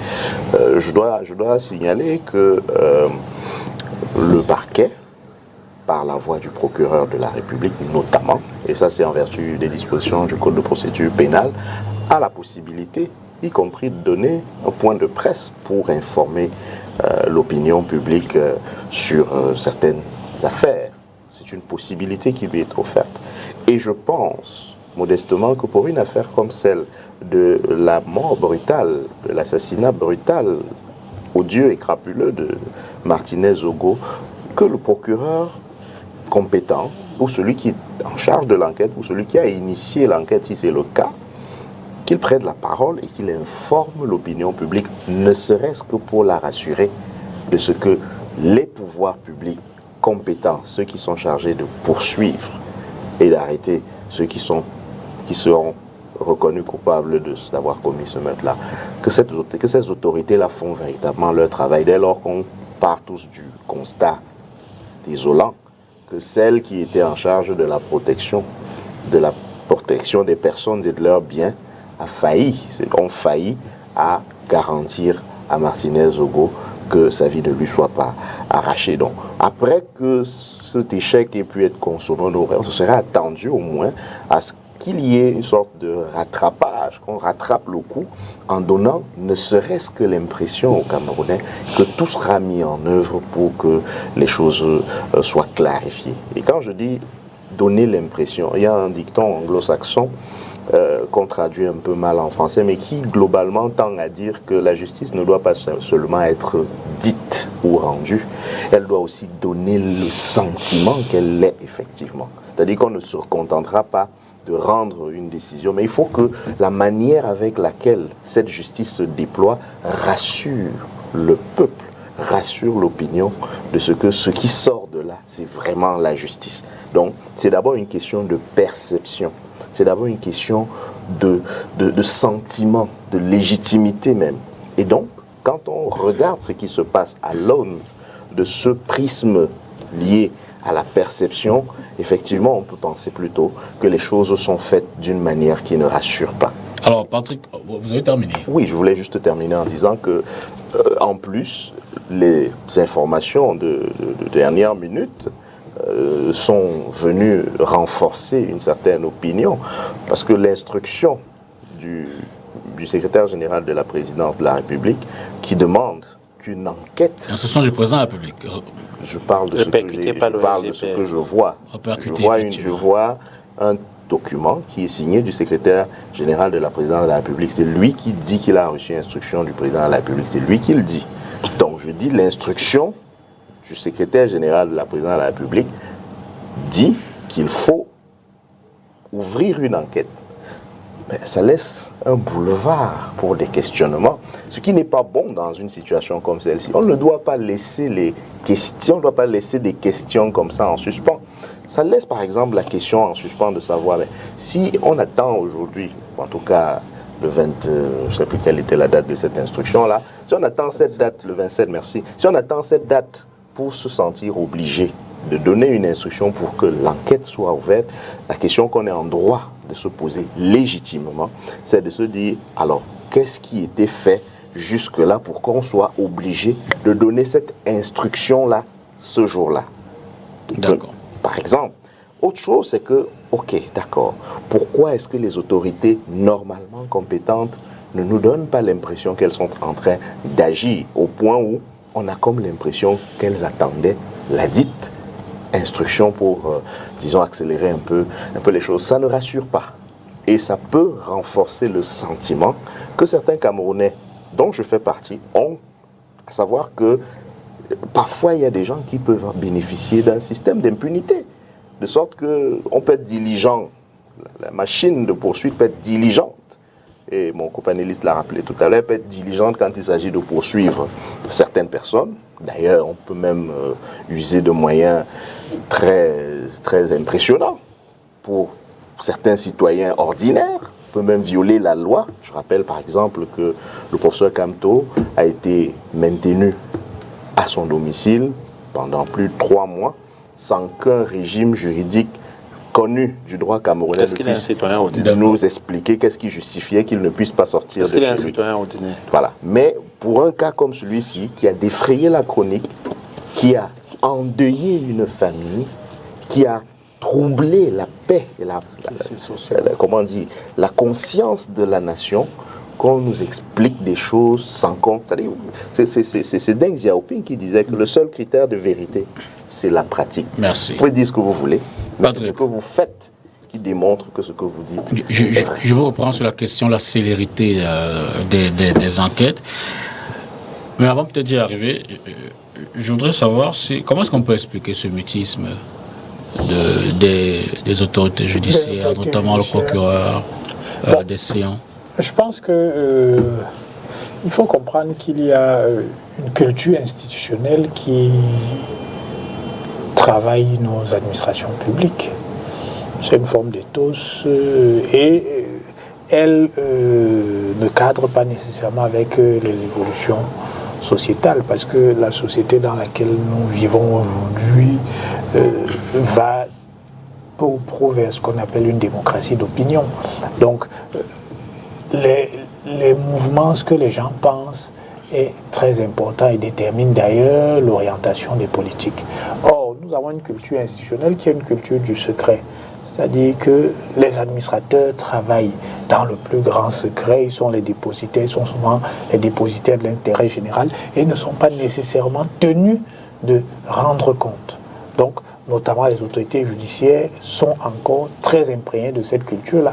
Même le gouvernement est en train de venir progressivement vers la culture de cette ouverture-là. Je rappelle qu'il y a quand même une loi qui a été votée en 2018 sur la transparence de la vie publique qui fait justement obligation aux administrations de mettre aux détenteurs de l'information. Voilà, de mettre à la disposition des citoyens camerounais les informations à leur disposition. Donc, moi, ce que je souhaite, et c'est une invitation que je fais aux autorités judiciaires, il n'appartient pas au ministre de la Communication de communiquer sur les questions qui relèvent du pouvoir judiciaire. Parce que l'autorité judiciaire est une autorité qui est supposée être indépendante.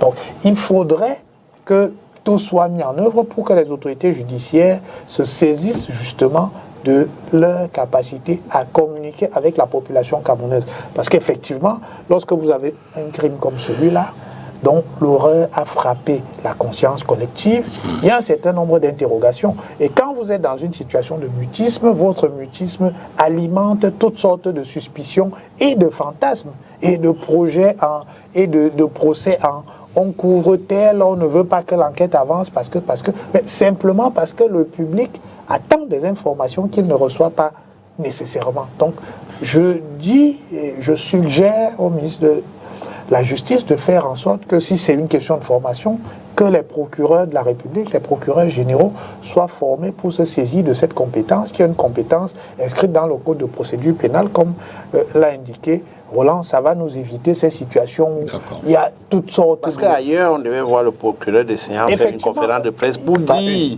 Des conférences de presse, c'est-à-dire à la pour suite, donner au fur et à mesure de l'évolution. C'est à lui d'informer l'opinion publique de l'évolution des enquêtes. Est-ce qu'il y a des indices? Est-ce qu'il n'y en a pas? Est-ce qu'il y a des pistes qu'on privilégie ou pas? Envisage de saisir un juge d'instruction? Voilà, c'est le travail du procureur, ce n'est pas le travail du ministre de la Commission. Ce n'est pas le travail du ministre de la Commission. Pour revenir de façon singulière sur l'attitude des chefs traditionnels, Vincent Paul, je pars de là pour interroger. Est-ce que justement ça ne dénote pas de ce nuage que l'on perçoit autour de cette affaire, un nuage qui a d'autres connotations, forme de peur, de frayeur, une psychose qui a tendance à s'installer, à s'épaissir même. Un sentiment peut-être d'impunité pour certains On a déjà peur qui ont osé, et cet autre sentiment de faiblesse pour d'autres qui se disent qui sait peut-être nous sommes la victime de demain. Il y a vraiment un sentiment dans l'opinion que le citoyen lambda est à la merci de n'importe qui. Impunément. Impunément. Et c'est quelque chose qui est très négatif parce que ça contribue à détériorer encore plus le climat social que les mesures économiques et tout ça sont déjà en train d'affecter considérablement. Donc les citoyens qui auraient pu compter quand même sur la sécurité pour pouvoir partir de chez lui pour trouver son pain quotidien et rentrer chez lui tranquillement, peut se retrouver en train de commencer à douter. Pour un oui, pour un non, quelqu'un peut vous éliminer et rien ne lui arrive. C'est ça le message qui peut être donné si les autorités ne prennent pas des mesures rapides pour rassurer l'opinion quant à ce qu'ils sont en train de travailler et quant à ce que tout va se faire dans la transparence. Or, il y a des indicateurs qui ne sont pas très, comme l'a dit Maître tout à l'heure, il y a des indicateurs qui ne sont pas très positifs. On a retrouvé le corps de M. Martinez Ogo dans une circonscription. Ça veut dire que c'est le procureur de la circonscription, c'est la brigade de gendarmerie ou bien l'unité en question territorialement compétente qui doit se saisir de l'affaire et faire son travail en toute transparence. Mais quand on a des indices qui montrent qu'il y a une tendance à la centralisation de l'affaire vers les autorités de Yaoundé, quand on voit qu'il y a des instructions du président de la République qui vont vers le secrétaire d'État à la Défense chargé de la gendarmerie nationale, comme s'il ne savait pas que c'est son travail. Ce sont des indicateurs qui ne sont pas très positifs. On lui dit qu'il doit travailler en collaboration avec le DGSN, comme si ce dernier lui aussi ne savait pas ce qui s'est passé au Cameroun. C'est son travail. Donc, ce sont là des indices qui ne sont pas très positifs. Mais il suffit juste que le procureur territorialement compétent sorte et dise non, attention, il y a des personnes qui sont à pied d'œuvre pour pouvoir trouver les personnes qui ont été responsables de ce fait macabre dans notre société. Et ça va permettre à ce que non seulement les populations soient un peu plus rassurées, mais que la crédibilité de la police, de la gendarmerie et de la justice ne soit pas érodée. Parce que si cette crédibilité est érodée, ça va faire en sorte que les populations vont de moins en moins croire en ce que ces autorités sont là pour les protéger. D'accord, je vais poser la dernière question sur la question de sortie, puisqu'on a notre... Mais avant, je voudrais mettre cette autre information à la disposition du public. L'ancien ministre de la Défense, Edgar Alain Mbengo, a donc été reconnu coupable ce soir d'un détournement de plus de 23 milliards de francs CFA au titre de surfacturation. Son épouse Bernadette Mbengo a été reconnue coupable, elle, de complicité de détournement de deniers publics pour environ 5 milliards de francs CFA et non coupable pour le reste. Mbangue Maxime Léonard, lui, il est reconnu coupable dans la même affaire de complicité de détournement d'un peu plus de 6 milliards de francs CFA, et puis le lieutenant-colonel Boutou est déclaré coupable de détournement de 16 milliards de francs CFA. Il faut dire que la dernière personne concernée par cette affaire, Victor Meunier, elle est déclarée non coupable. Pour l'instant, le procès est suspendu, certainement que le tribunal s'est retiré pour se prononcer. Bon, c'est une information de dernière. Alors, je l'ai mis sur pied, pourquoi? Parce que, en même temps, ce soir, on a eu cette augmentation du prix de carburant. On a cette décision du tribunal criminel spécial. Il y a eu un peu plus avant un certain nombre d'autres informations impactantes sur l'opinion.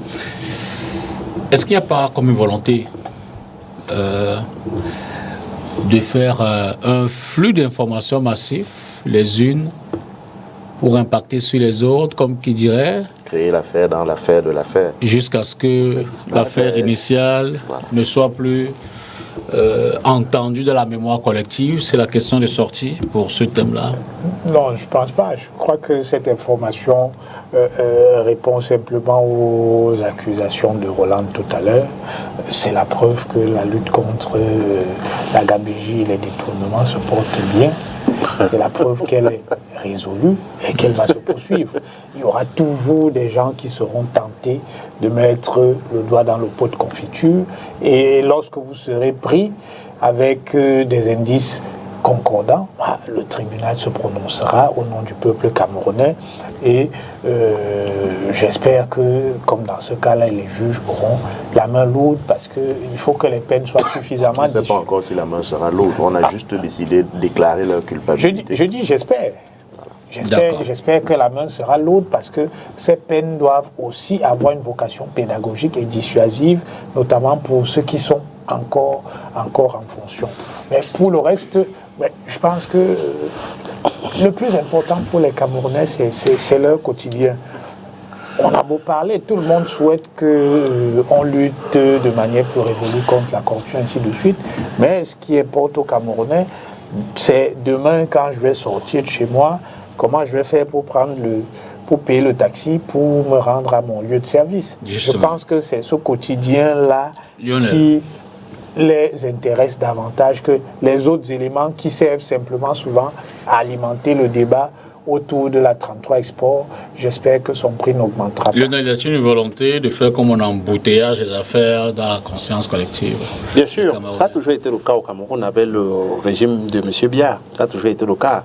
Vous savez, lorsqu'il y a quelque chose qui intéresse les Camerounais, cette fois-ci, ils nous ont un peu épargnés lors des festivités de football pour ne pas... C'est que le football n'a pas donné les performances qui permettent de... Si le football avait donné les performances... Je rappelle qu'on a été éliminé au Chan ces jours-ci. Voilà. Si on était qualifié pour le second tour, je crois que ça devait être plus que du Chan. Ça devait être plus du lié que maintenant ce qu'on est en train de ressentir. Il y a encore un peu d'alcool, là on ressent un peu d'alcool parce que le coca n'a pas été bien versé dans le whisky. Mais je pense que ce que nous devons faire, c'est toujours d'attirer, nous avons ce devoir-là, d'attirer l'attention des citoyens, de les interpeller, les rappeler quelle est leur responsabilité face à de telles situations, les amener à comprendre quel est le rôle qu'ils doivent jouer pertinemment. Parce que on ne peut pas rester face à un gouvernement qui nous impose des choses à chaque fois. C'est pas bon. Il faut bien que les citoyens puissent prendre leurs responsabilités et pouvoir mener des actions qui vont démontrer leur mécontentement. On ne les appelle pas à faire de l'insurrection, on ne les appelle pas à aller casser, non, mais il y a des actions qu'on peut mener pour montrer au gouvernement que on n'est pas d'accord, on n'est pas content de ce qui se passe. Ce qui peut amener le gouvernement à fléchir sur ce prix qui a été fait. Parce qu'il y a d'autres pans de financement. On ne nous a jamais dit ce qu'on fait de l'argent qui sort de nos forêts. On ne nous a jamais dit de l'argent qui sort des minerais. Pourquoi est-ce qu'on ne peut pas utiliser cet argent pour financer ce carburant ou pour subventionner le carburant pour qu'on puisse se mouvoir facilement? Parce que sans le carburant, même ce bois ne sort pas de la brousse, sans le carburant, ces miniers-là ne vont même pas creuser ces mines. Aujourd'hui, on est en train d'exploiter. on est déjà en Balam, on est déjà à Kribi, on est partout, mais on ne nous dit pas comment est-ce que ça se passe. Vraiment de grâce. D'accord. Nous sommes des citoyens de ce pays. Que les amis de M. Mekoufa essayent au moins de nous donner un compte rendu de ce qu'ils ont géré depuis 34 ans. Alors, pour moi, je pense que cette affaire doit... Au moins cette affaire, au moins. Parce que le sentiment général de la population, c'est de se dire, ils ont souvent fait comme ça. C'est-à-dire qu'il y a souvent eu des cas et on n'a jamais su ce qui s'était passé. L'affaire Martinez-Ogo a ceci de particulier que l'émoi est tellement grand et collectivement partagé par la société que cette fois-ci, les gens se disent qu'on verra si au moins cette fois-ci, pour quelque chose qui s'est passé en plein 2023, en plein Yaoundé, c'est-à-dire à l'époque des caméras, des caméras de surveillance, de la vidéosurveillance dans la ville de Yaoundé, etc. Quelque chose peut se passer comme ça et on ne dit rien. Il ne faut donc pas que ceux qui nous dirigent donnent l'impression que ceux qui ont fait ça à Martinez-Zogo sont moins dangereux que Stéphane Sow. Vous connaissez Stéphane Sow? Non. C'est un de mes camarades du MRC qui a été arrêté, traqué et arrêté longtemps après les marches du 22 septembre. Les fameuses marches du 22 septembre. C'est-à-dire que lui, qui n'avait pas été arrêté au moment où les autres manifestants ont été pris, c'est-à-dire sur le fait, a quand même été dénoncé et puis traqué, séjourné à la direction de la surveillance du territoire, puis condamné parce qu'il séjourne actuellement à la prison centrale de Nubel. Donc, si la justice camerounaise, dont M. Rifoué vante les mérites au regard de l'affaire Mbongo, peut être diligente sur les cas comme ceux de nos amis politiques qui ont osé simplement dénoncer, il faut le rappeler, il faut toujours le rappeler, il ne faudrait pas qu'elle nous donne l'impression que ceux qui disent que les choses ne vont pas bien sont plus dangereux que ceux qui sont capables d'enlever en plein Yaoundé un journaliste bien connu, notoirement connu, d'aller... Même si c'était un citoyen ordinaire. Oui, c'est justement pour ça que je fais le parallèle. Je dis que si ceux qui ont pu faire ça à quelqu'un qui est une personnalité publique en plein Yaoundé peuvent passer aux yeux de l'opinion pour des personnes moins dangereuses que Alain Foguet, Olivier Bibounissac et tous ceux que je salue en passant parce qu'ils sont encore dans les prisons du Cameroun, alors on aura dit à ceux qui veulent par exemple répondre à la politique d'import-substitution qui peut nous permettre de produire ce que nous consommons, qu'investir au Cameroun est un investissement dangereux parce que même simplement la sécurité de la personne n'est plus garantie, sans parler de celle des biens et des investissements. Vincent de Paul Kamga, vous parliez de... cet embouteillage dans la mémoire collective pour qui sait peut-être faire oublier une affaire après qu'une autre, en imposant d'autres. C'est comme ça qu'on utilise l'espace public pour faire passer certaines mesures qu'on sait impopulaires. C'est une méthode de communication politique qui est assez usitée dans le monde. C'est-à-dire, avant de lancer une mesure impopulaire, on lance d'abord une affaire qui va amener l'opinion à être captivée et une fois qu'on lance l'autre affaire, on s'arrange à ce qu'une autre affaire sorte, et puis ça va de gauche à droite, et puis ça devient des faits divers, alors que ce sont des affaires qui sont suffisamment graves. Et il y a quelque temps, on parlait beaucoup de l'affaire d'Olembe.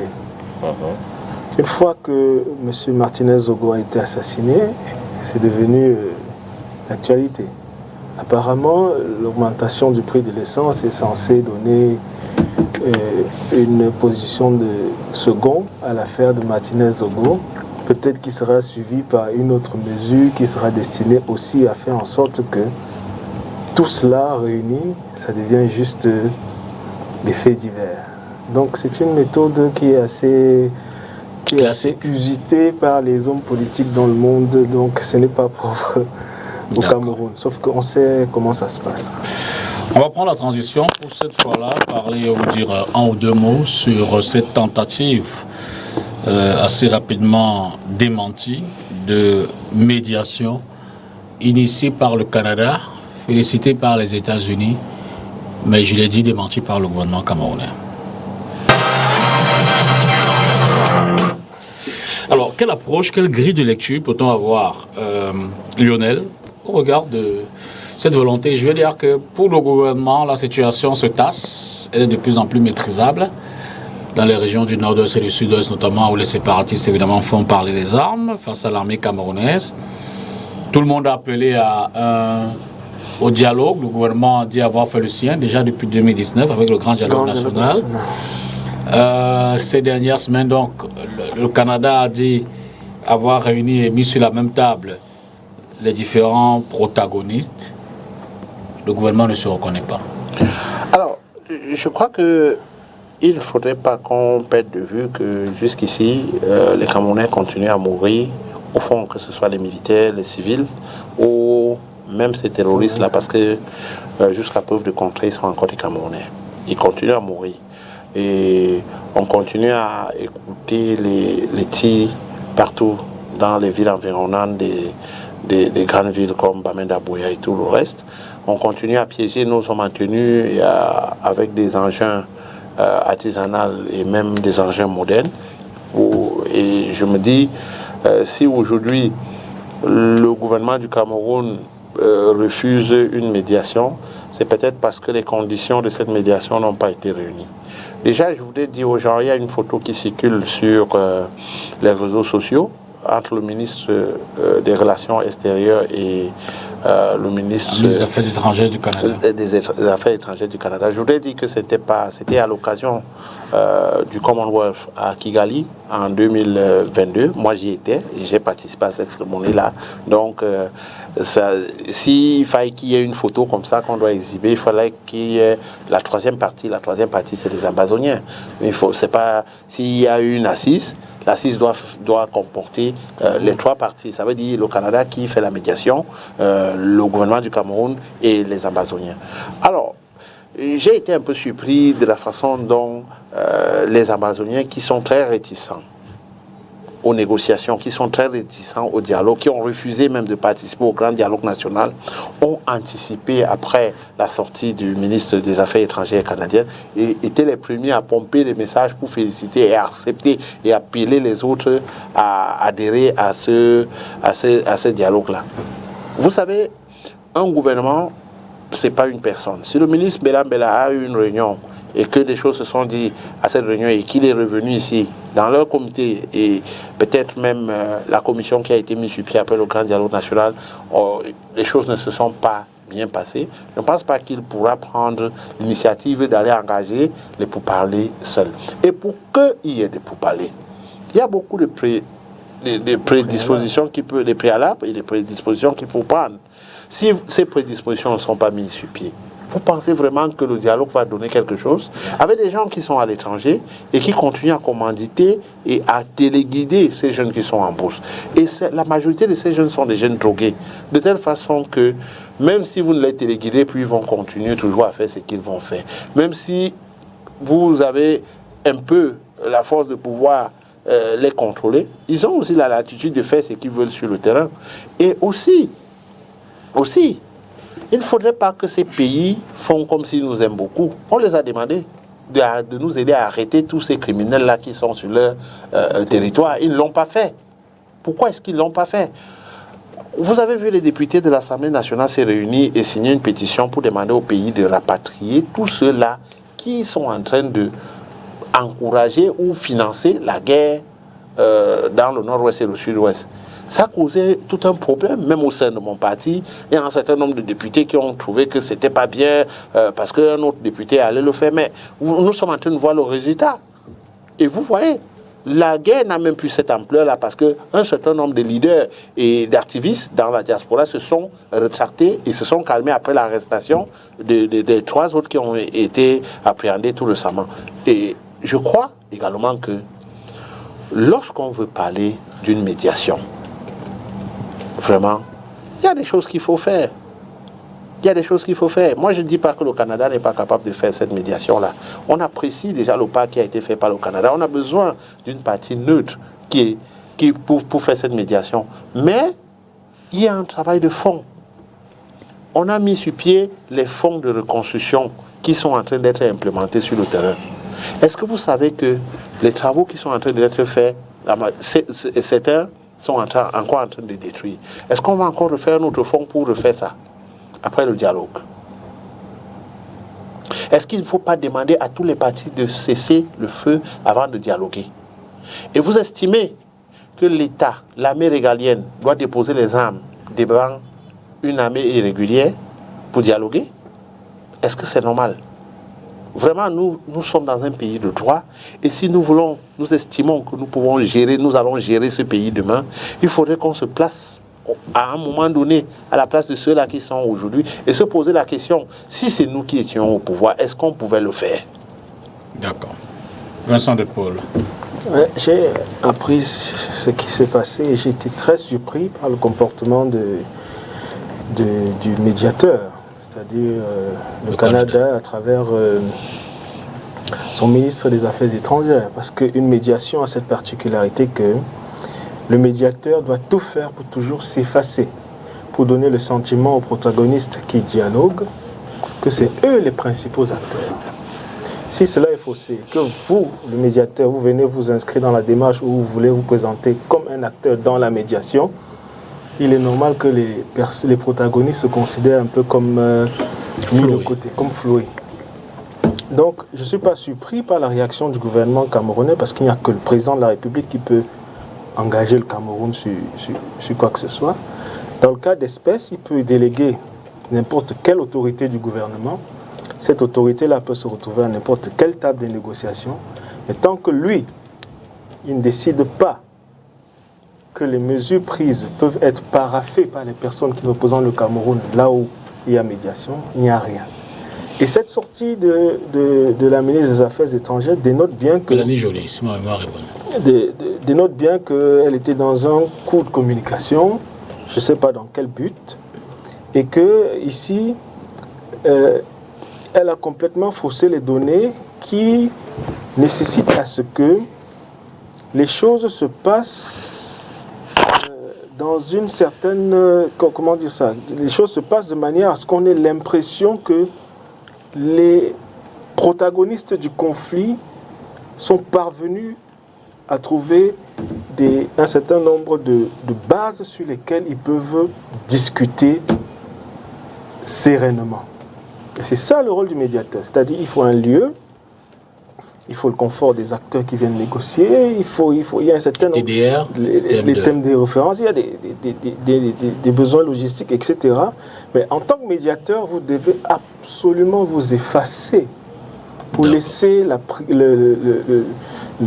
primeur des négociations aux protagonistes. Même si, à un moment donné, parce que chaque fois quand les personnes qui ont passé le temps à se taper dessus se retrouvent dans une salle et que vous êtes le médiateur, vous devez comprendre qu'à un moment donné, pour commencer le vrai dialogue, il faut d'abord qu'ils se donnent des véritables coups de poing, qu'ils s'insultent, vous devez anticiper tout ça en tant que médiateur. C'est ça la médiation.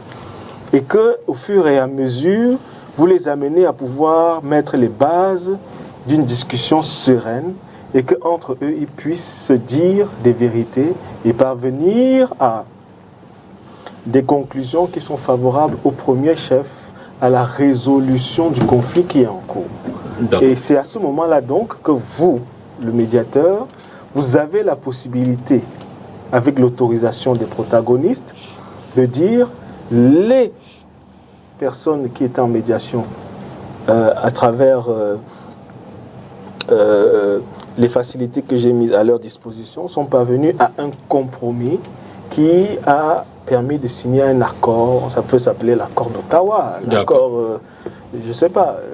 Pourquoi pas choisir même une ville en Afrique? Pourquoi aller jusqu'à Ottawa? Pourquoi pas choisir N'Djamena? Bien, moi je commence par indiquer que il ne faut pas qu'on donne l'impression que faire le nécessaire pour qu'il y ait une solution par la voie du dialogue, c'est encourager la persistance du séparatisme et de la crise qui se noue dans le nord-ouest et le sud-ouest depuis 5 ans. Parce que sur cette question-là, qui est une question de principe, je me dois de rappeler que je ne pense pas qu'il y ait une formation politique au Cameroun, en tout cas un courant Cameroun actuellement qui soutient le fait que le Cameroun doive se partitionner.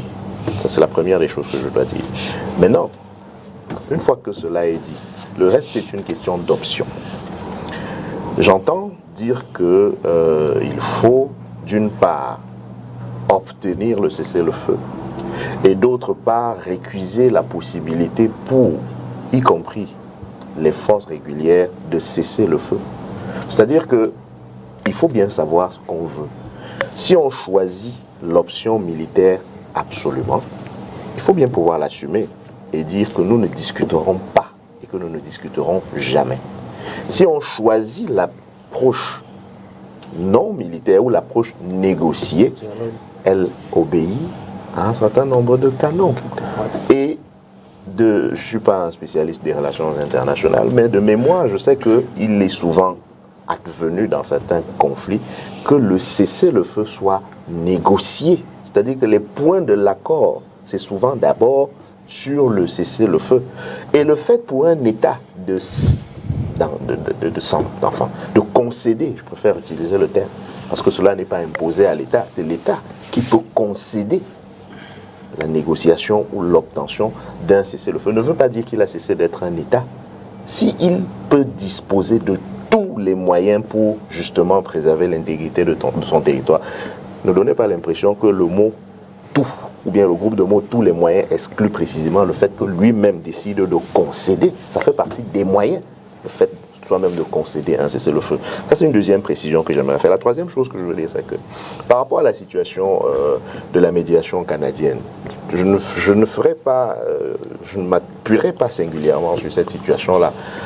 Je vais remonter un peu plus loin pour indiquer qu'avant le Canada, nous avons entendu dire que la Suisse, elle aussi, avait été impliquée d'une manière ou d'une autre dans une action visant à rechercher la paix par la négociation. Vous parliez tout à l'heure de la neutralité. Oui, si le Canada n'est pas considéré comme un État neutre, et la Suisse alors était-elle considérée comme un État partisan? Vous parlez de villes africaines qui peuvent abriter. Je vous rappelle qu'au niveau de l'Union africaine, un ensemble de mécanismes existent qui sont généralement à la disposition des États qui peuvent permettre la résolution des conflits. D'ailleurs, à l'époque, il avait été proposé, je ne me souviens plus de la ville, ça devait être Nairobi, qui pouvait abriter une conférence sur le Cameroun en vue de régler la dite crise. Le bâtonnier Akeremouna, par exemple, à l'époque, avait eu un certain activisme dans cette voie-là.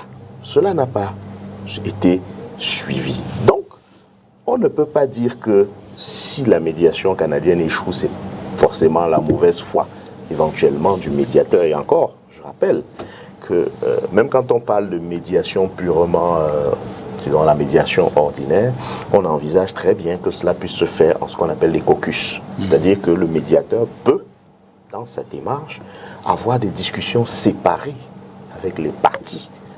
Et ce n'est pas encore la confrontation. Ce n'est pas obligé d'ailleurs que les parties se confrontent lorsqu'on est dans un processus de médiation. Ça peut arriver à une étape, mais ce n'est pas sûr qu'on était déjà arrivé à l'étape où les confrontations devaient avoir lieu. Et maintenant, pour revenir sur le fait. Alors, pour moi, de deux choses l'une. Soit le gouvernement canadien est un menteur, soit le gouvernement camerounais est un menteur. Parce que le fait, il est simple. La ministre canadienne des Affaires étrangères n'a pas dit qu'elle a trouvé une solution à la crise anglophone. Elle a dit qu'elle a un accord pour justement discuter de la résolution de cette crise-là avec l'État canadien comme médiateur.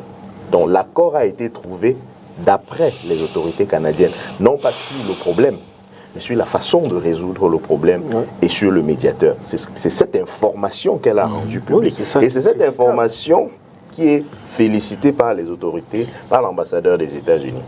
Donc, à mon avis, à ce niveau-là, il n'y a pas encore médiation, mais il y a accord sur le principe d'aller. Mais ça ne se fait pas. Oh, c'est vous qui le dites. Non, ça se fait. C'est vous qui le dites. C'est vous qui le dites. Maintenant, d'ailleurs, M. Rifoué tout à l'heure indiquait que ce n'est pas au ministre de la Communication de communiquer communiquer sur les affaires judiciaires alors qu'il y a un ministre de la Justice. Et je suis tout à fait d'accord avec lui. L'analogie voudrait également qu'en matière de relations internationales, de diplomatie, que ce ne soit pas le ministre de la Communication, précisément, qui communique, mais le ministre des Affaires étrangères, ce qui est d'ailleurs conforme à la Convention de Vienne sur les relations diplomatiques. Laissez-moi aller jusqu'au bout de mon raisonnement. Je ne vous ai pas interrompu tout à l'heure. Je n'ai pas dit qu'il est... Mais il est porte-parole aussi pour la justice, non? Pourquoi est-ce que quand c'est la justice, on peut être d'accord sur le fait que ce n'est pas à lui de s'exprimer, et quand il s'agit de la diplomatie, on dit qu'il est porte-parole du gouvernement? Disons donc tous que, bon, ok, il peut parler de tout et de tous les sujets à la fois. Je n'ai jamais remis en cause sa qualité de porte-parole, hein. C'est pas ce que je dis. Je dis juste que par analogie, en tout cas, en ce qui concerne les relations diplomatiques, il aurait été probablement plus indiqué. Vous voyez ce que je veux dire? Je n'affirme rien de manière péremptoire, je n'interdis rien à personne, mais je dis qu'il aurait été probablement plus indiqué pour le ministre en charge des relations extérieures, celui que la Convention de Vienne désigne comme le ministre des Affaires étrangères. C'est-à-dire que quand on ne voit pas le président de la République, on voit son ministre des Affaires étrangères, et qui est compétent en ces matières-là, que ce soit lui qui fasse le démenti. J'observe que jusqu'ici, ce ministre n'a pas fait de démenti. Et donc, de deux choses l'une. Soit les Canadiens nous mentent quand ils disent qu'ils ont un accord. Et comme c'est un fait, ça veut dire que les Canadiens ne sont pas en mesure de produire le document qui leur a permis d'affirmer qu'il y avait un accord sur la médiation. Si c'est le cas, ça remettrait véritablement en question la crédibilité même internationale d'un pays comme le Canada. On termine sur cette question et le débat de ce soir avec vous, Patrick. Oui, mais je voudrais simplement dire que pour que la médiation du Canada échoue, il faudrait déjà que cette médiation ait existé. Oui, mais comment commencer?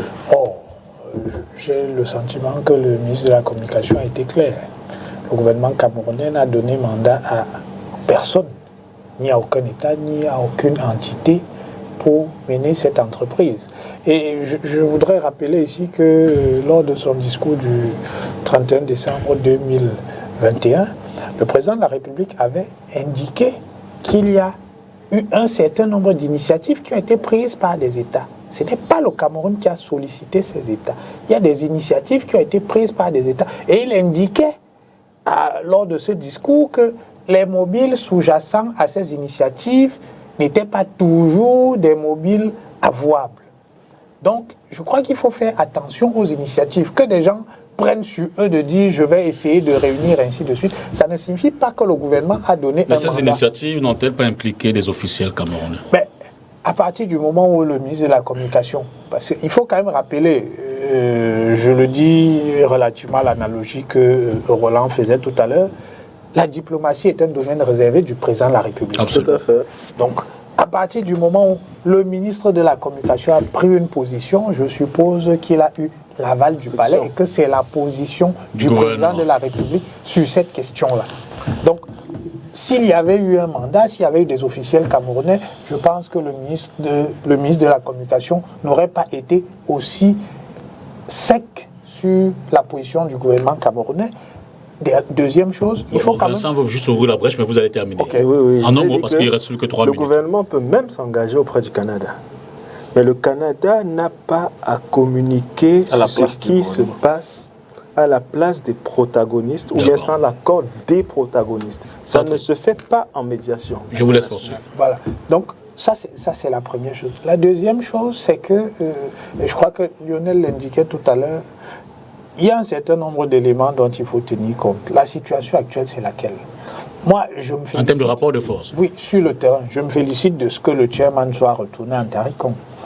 Ça semble être peu de choses, mais c'est significatif. Il était parti de là-bas à cause de la situation sécuritaire. Ça signifie qu'il y a une normalisation. Moi, je suis allé récemment plusieurs fois au Même s'il est retourné bien accompagné. Hein. Cela ne change. Moi, je suis. Si, ça change. Moi, je suis. Ça change beaucoup de choses. Ça ne change rien, Roland. Personnellement, je suis allé plusieurs fois au Nord-Ouest. J'ai même rencontré d'anciens généraux ambazoniens qui avaient été réformés. Il y a un travail formidable qui est en train d'être mené sur le terrain par des préfets, par des sous-préfets qui prennent beaucoup de risques, mais cela produit des résultats. Et dans un certain nombre d'endroits où, pendant 4 ans, il y avait une dislocation du tissu social, il y a une normalisation qui a lieu. Les écoles sont en train de rouvrir, les activités sont en train de reprendre. Donc, je dis, sur le terrain, il y a un travail de fond qui est en train d'être fait. Mais c'est un travail de fourmi. Donc, quand vous êtes à Yaoundé, vous n'avez pas le sentiment que ça bouge. Mais ça évolue positivement là-bas. Merci. Et même si ces gens-là gardent une certaine capacité de nuisance, ils peuvent toujours poser un engin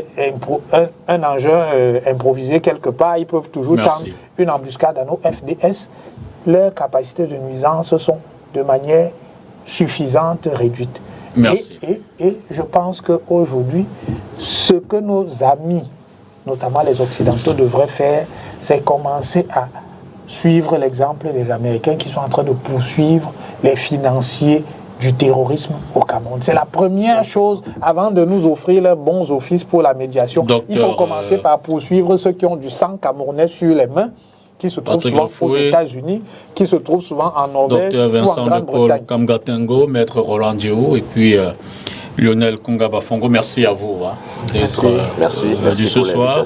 Merci. Je voudrais simplement rappeler à l'opinion, évidemment, que dans le cadre des hommages et du soutien à la famille et aux amis de Martinez Zogo, le syndicat national des journalistes du Cameroun, évidemment, se déploie également autour de cette actualité. Et une fois de plus, demain mercredi, le syndicat appelle les journalistes à se vêtir tout en noir, se vêtir de noir pour évidemment lui rendre hommage et sensibiliser à nouveau les autorités, pour une célérité autour de cette affaire afin que lumière soit faite. Bonsoir et à mardi prochain.